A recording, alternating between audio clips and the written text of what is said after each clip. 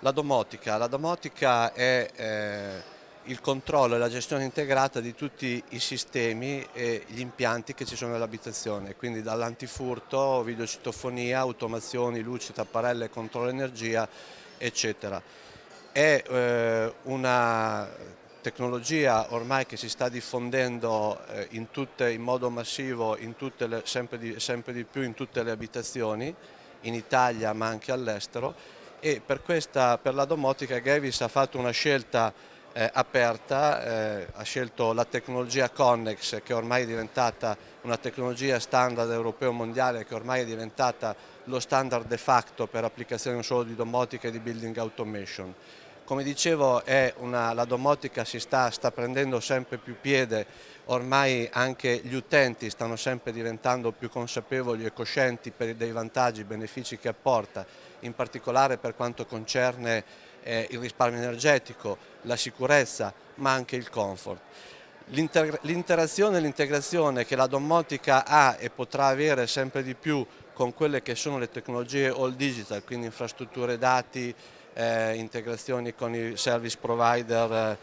di servizi via internet e quant'altro, sarà sempre più importante anche pensando a evoluzioni future come Smart City, una realtà in cui avremo il mondo domestico completamente integrato e interconnesso con la City, appunto la Smart City, sia a livello di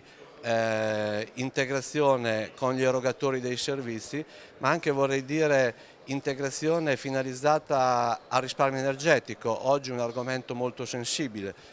e di interesse per tutti. Pensiamo infatti a quello che potrebbe dare come opportunità il controllo integrato con la rete elettrica esterna, il controllo integrato di quelli che sono i carichi all'interno dell'abitazione. In caso di superconsumo, per evitare il blackout della rete elettrica, un controllo integrato interconnesso con i carichi dell'abitazione potrebbe consentire di evitare appunto il blackout, riducendo i carichi o